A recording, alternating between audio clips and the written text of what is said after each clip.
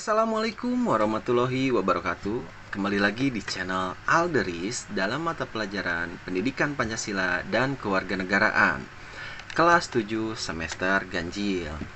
Sebelum kita membahas materi yang akan kita bahas dalam pertemuan kali ini, alangkah baiknya kita berdoa terlebih dahulu bersama-sama menurut kepercayaannya masing-masing untuk mendoakan saudara-saudara kita di luar sana yang saat ini banyak mengalami musibah.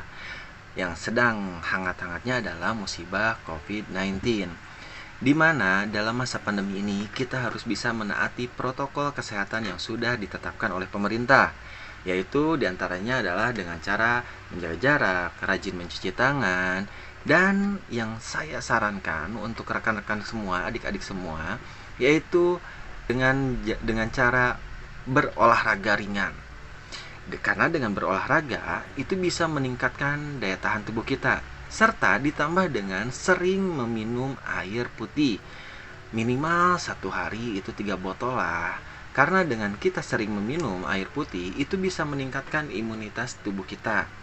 Oke, tanpa berlama-lama kita langsung bahas materi yang akan kita bahas dalam pertemuan kali ini. Cekidot. Dalam mata pelajaran Pendidikan Pancasila, bab pertama yaitu tentang perumusan dan penetapan Pancasila sebagai dasar negara.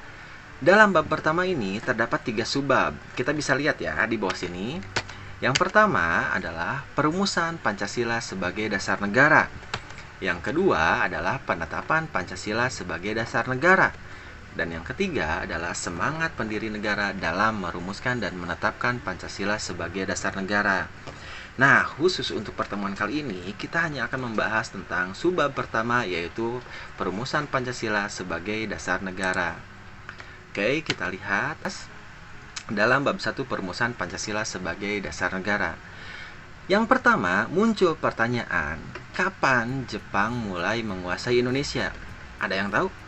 Oke, kita lihat, kapan Jepang mulai menguasai Indonesia?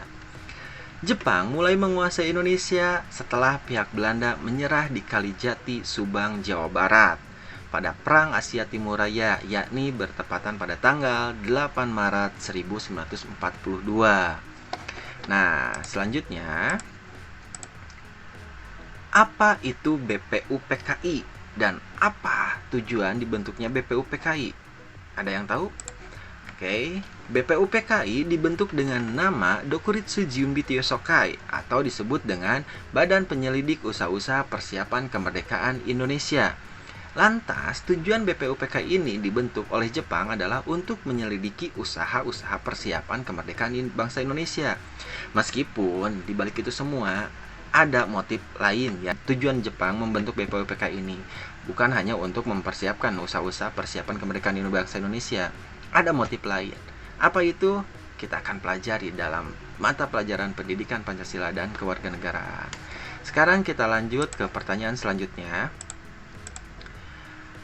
Kapan BPUPKI dibentuk? Nah, BPUPKI dibentuk pada tanggal 29 April 1945 bersamaan dengan hari ulang tahun Kaisar Hirohito. Next. Siapa yang membentuk BPUPKI? Nah, tadi ada yang ingat siapa yang membentuk BPKI? Siap. Betul sekali, yang membentuk BPUPKI adalah suatu badan yang dibentuk oleh Jepang pada saat Jepang masih menjajah Indonesia. Oke, yang selanjutnya adalah bagaimana susunan struktur organisasi BPUPKI. Nah, struktur organisasi BPUPKI adalah diketuai oleh DRKRT Rajiman Weddiodiningrat dengan memiliki 2 wakil ketua. Yang pertama itu adalah Ichibangase Yoshio. Beliau adalah perwakilan dari Jepang. Dan yang kedua adalah RP Suroso, merupakan perwakilan dari bangsa Indonesia. Jumlah anggota BPUPKI ini adalah 62 orang, terdiri dari bangsa Indonesia dan 7 orang perwakilan dari Jepang. Yang selanjutnya adalah kapan dan di mana BPUPKI melaksanakan sidang. Nah, BPUPKI melaksanakan sidang itu sebanyak 3 kali. 2 kali sidang resmi dan 1 kali sidang tidak resmi. Sidang tidak resmi ini dilaksanakan di tengah-tengah waktu antara sidang pertama dengan sidang kedua. Sidang resmi pertama dilaksanakan pada tanggal 29 Mei sampai 1 Juni 1945 dengan membahas tentang dasar negara. Nah, setelah sidang pertama ini, lanjut di sidang tidak resmi, yaitu dilaksanakan di masa reses. Tujuannya untuk membahas rancangan pembukaan Undang-Undang Dasar 1945 yang dipimpin oleh anggota Insinyur Soekarno. Sidang tidak resmi ini dihadiri oleh 38 orang. Lalu hasil dari sidang tidak resmi ini dibawa ke sidang tidak resmi yang kedua yang dilaksanakan pada tanggal 10 sampai 17 Juli 1945, membahas tentang rancangan Undang-Undang Dasar 1945. Nah, sidang BPUPK ini dilaksanakan di Gedung Choi Sang-in yang kini dikenal dengan sebutan Gedung Pancasila. Next, apa yang dimaksud dasar negara? Nah, kita lihat ya. Dasar negara adalah dasar hukum yang dibuat untuk mengatur segala penyelenggaraan ketatanegaraan suatu negara dalam segala bidang ya, baik itu bidang ideologi, politik, sosial budaya, serta pertahanan dan keamanan. Dasar negara merupakan falsafah negara yang berkedudukan sebagai sumber dari segala sumber hukum.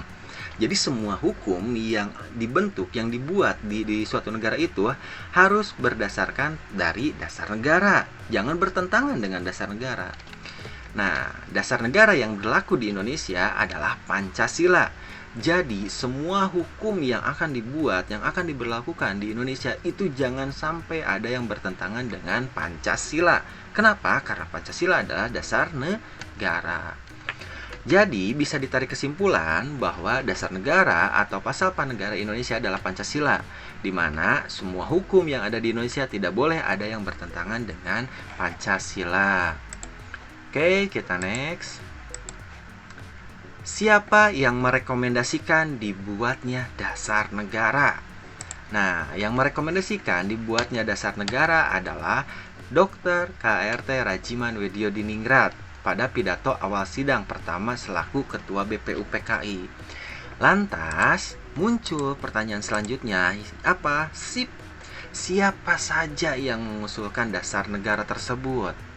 Yang pertama ada pada tanggal 29 Mei 1945, Muhammad Yamin secara lisan mengusulkan dasar negara. Yang pertama adalah peri kebangsaan, yang kedua peri kemanusiaan, ketiga peri ketuhanan, 4 peri kerakyatan, 5 kesejahteraan sosial. Yang kedua, pada tanggal 29 Mei 1945 masih dengan orang yang sama yaitu Muhammad Yamin mengusulkan dasar negara secara tertulis dengan isi yang pertama adalah ketuhanan yang Maha Esa, kedua kebangsaan persatuan Indonesia, yang ketiga rasa kemanusiaan yang adil dan beradab, yang keempat kerakyatan yang dipimpin oleh hikmat kebijaksanaan dalam permusyawaratan perwakilan, dan yang kelima keadilan sosial bagi seluruh rakyat Indonesia. Lalu yang ketiga itu adalah tanggal 31 Mei 1945, Supomo mengusulkan dasar negara dengan isi persatuan, kekeluargaan, keseimbangan lahir dan batin, musyawarah, serta keadilan rakyat. Nah, yang terakhir adalah Insinyur Soekarno pada tanggal 1 Juni 1945 mengusulkan dasar negara dengan isi kebangsaan Indonesia, internasionalisme atau peri kemanusiaan, mufakat atau demokrasi, keempat kesejahteraan sosial, dan yang kelima ketuhanan yang berkebudayaan.